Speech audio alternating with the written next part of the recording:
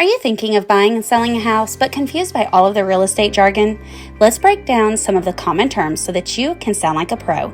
Today we're going to cover escrow, appraisal, and due diligence in part 1 of real estate jargon.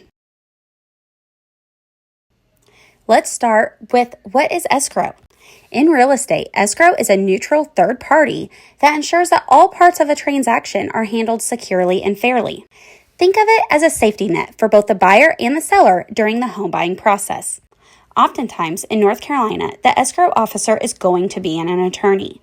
It's typically a very good idea that both the buyer and the seller have their own separate attorneys.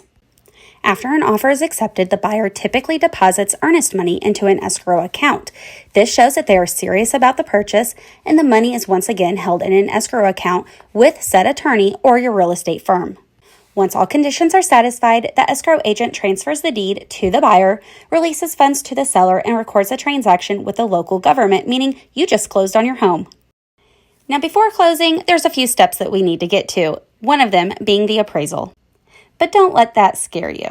What is an appraisal, you may ask? Well, an appraisal is a fancy word for how much is this house really worth. It's going to help prevent you from overpaying for that property. Now, an appraisal is going to cost you a little bit of money up front, generally anywhere between $500 and $900, depending upon the size of the home and the location, as well as the type of loan that you are receiving.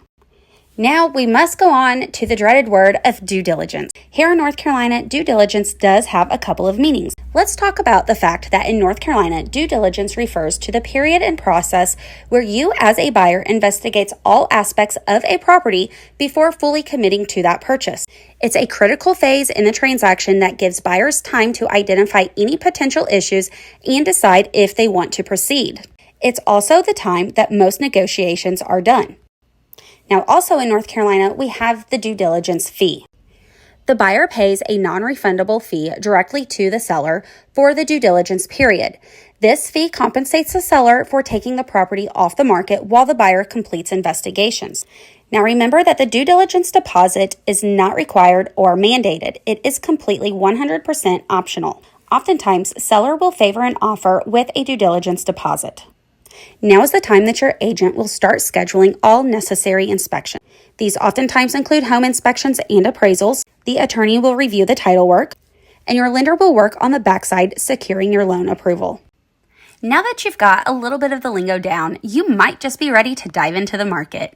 If so, you can always find more information at the link in our bio. Let us know in the comments down below, and make sure that you join us for part 2 of Understanding Real Estate Jargon. Until then, I'm Andrea with Coastal Charm Real Estate here in Eastern North Carolina.